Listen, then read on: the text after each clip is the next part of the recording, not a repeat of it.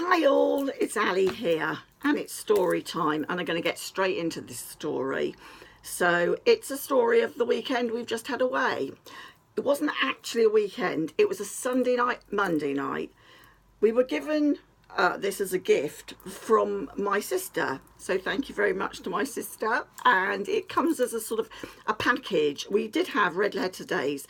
This is a similar sort of thing where you can book 2 nights away, bed, breakfast and evening meal, or bed and breakfast, or 1 night away, or an experience, or something like that. You can have any different combination of things that you like, really. Normally it's in school time, but some of them do school holidays, and because Simon works as an escort still, we have to go in school holidays.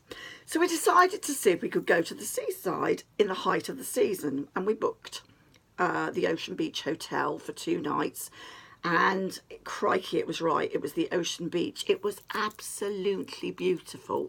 You stood out the front of the hotel, and especially from one of the terrace at the front, and you looked across, and there was just over the cliff, you could see all the sea, and it was beautiful. The sun was blisteringly hot, especially the first day. We arrived in 28 degrees on the Sunday evening. We were taken to our room. We'd asked for a ground floor room. We booked it back in February time.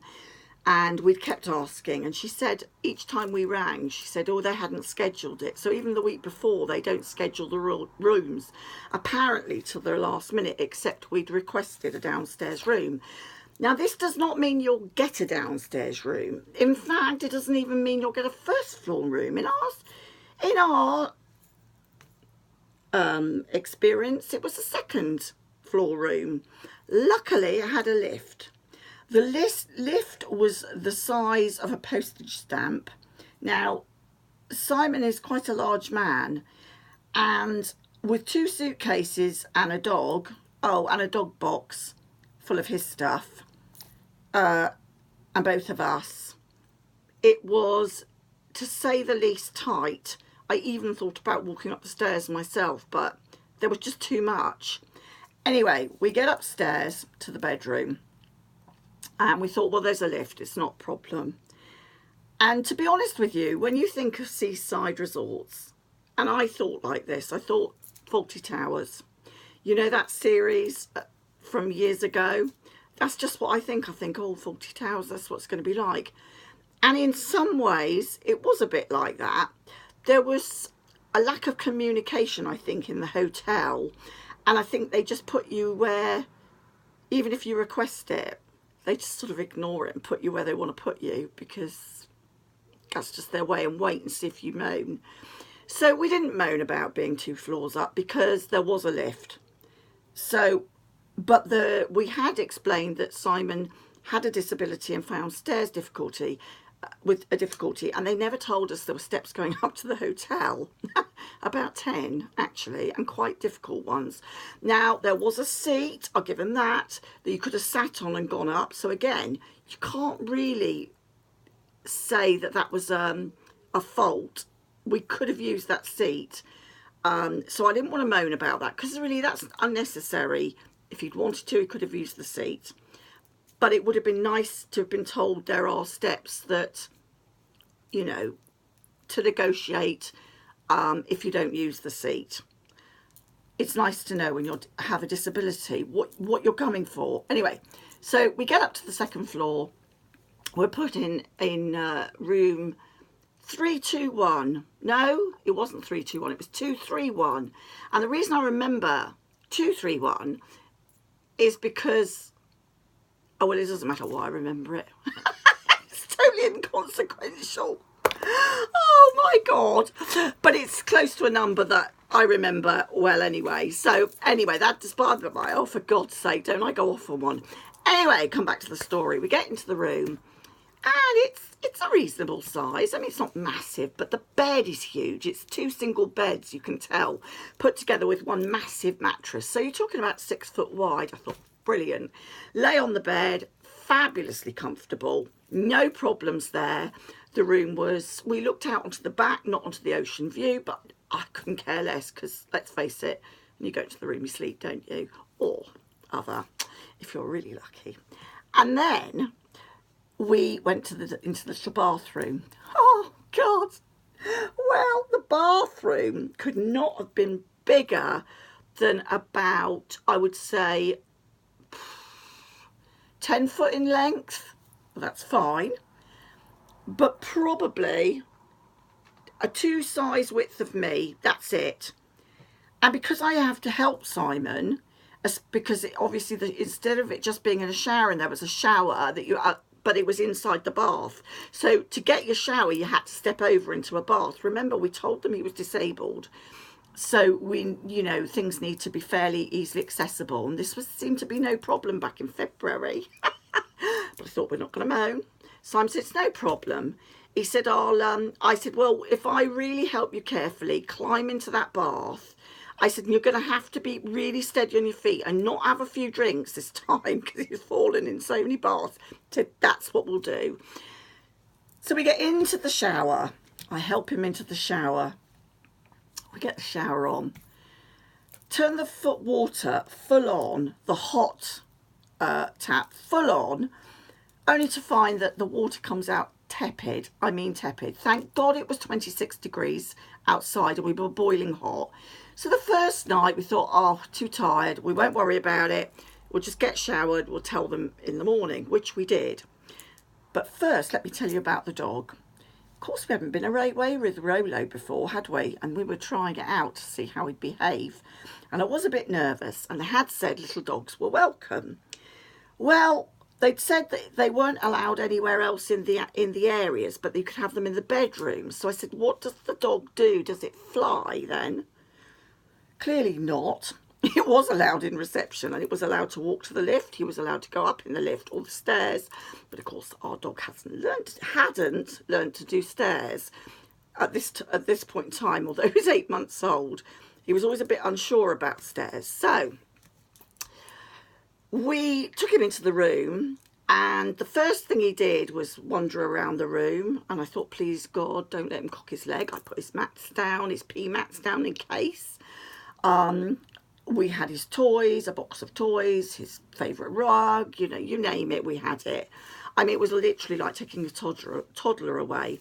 And I opened the wardrobe to put my clothes, hang my clothes up. And the first thing he did was get in it and go to sleep in it for 2 minutes.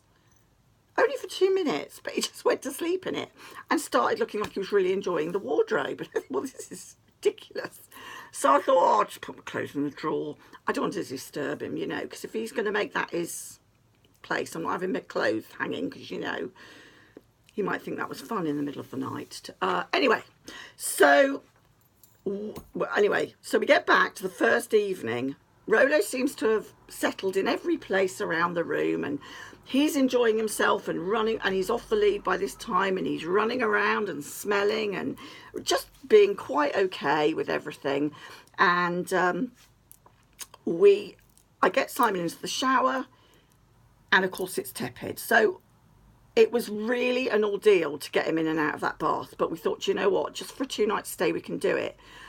The other thing about the bathroom that I hadn't mentioned till now is that when you walked into that bathroom, there's no warning that it suddenly dips down.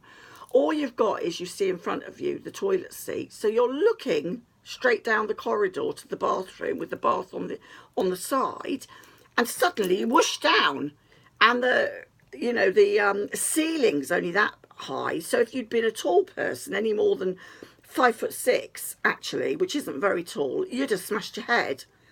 So Simon, the first time he walked down it, he went, oh, I nearly crashed into the loo. Oh, dear God, I tell you, it's like, honestly, it's like taking away a third toddler, a second toddler, I should say. I'm the third one. So we had to laugh about that. But anyway, we didn't moan. We all had cold showers or tepid showers and crashed to bed. And I thought, is Rolo going to settle on the floor or is he not? He's always been on the floor in the kitchen or in his bed, wherever he wants to go when he normally goes to bed. So he's not used to being on the bed with us. And actually, I thought to begin with, yeah, he's going to settle by the side of the bed. Well, we'd only been in bed about 10-15 minutes. We hear this barking and we look up, and this little head's over the bed like this. Looking at this like radar. And then it drops down again, then it runs round, and then it's up again like this. So we just thought, sod it. I said, oh, come on then, come on. And at first he wasn't sure at all. You could see it was like, this isn't what I'm normally allowed to do. I said, look, we're on holiday. Get on the bed. If you want to get on the bed and sleep, as long as you shut up, I don't mind. I don't want to be thrown out. We've got 2 free nights here. And I'm talking to him like this very reasonably. I mean, he's an 8-month-old puppy. Of course he's going to understand every single word I say. So he leaps up on the bed, and thank God he goes to sleep beautifully. We set our alarms for 6 in the morning because I thought by then he's going to be desperate for a wee.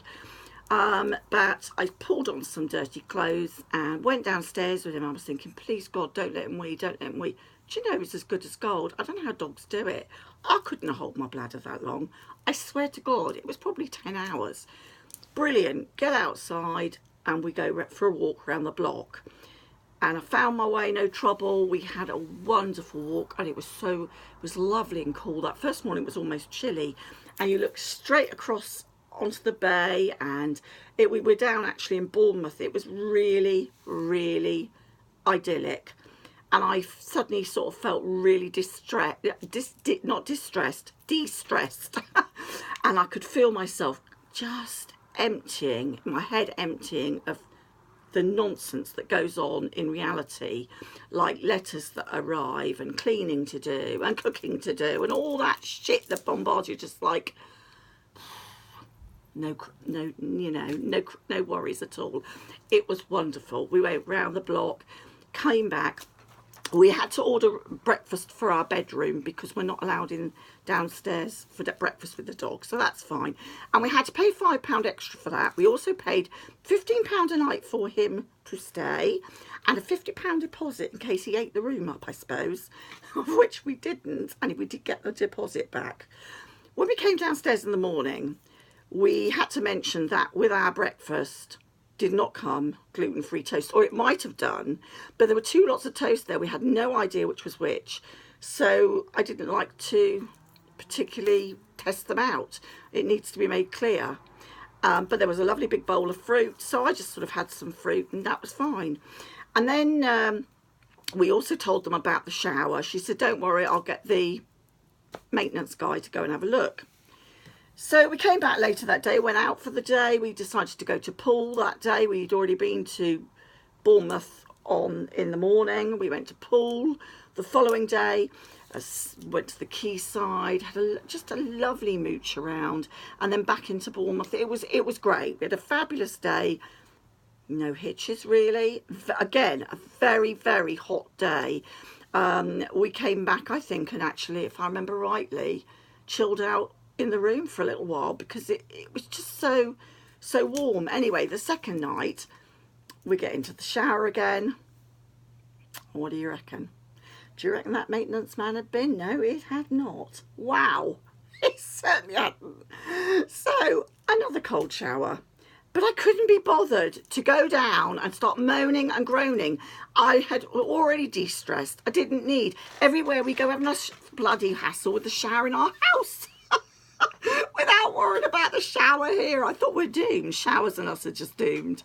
So we had more cold showers, and again in the morning. But all in all, our stay was really nice, and I can't believe how 2 days can be almost as de-stressing as 2 weeks, really. In fact, I think, although it seemed a lot of hassle to pack and unpack, I think we should do more of those breaks, because I think a few of those would be really, really good for Symes and I. I really do. So with that, I'm going to leave you. I hope you've enjoyed the story of Fawlty Towers and our hotel stay. And it was interesting. I don't think I'd stay there again, but I'd certainly stay at another hotel. I hope you've enjoyed this. I'm glad to have got back onto YouTube, and I'm sorry it's been a little while, hasn't it? Take care. Bye.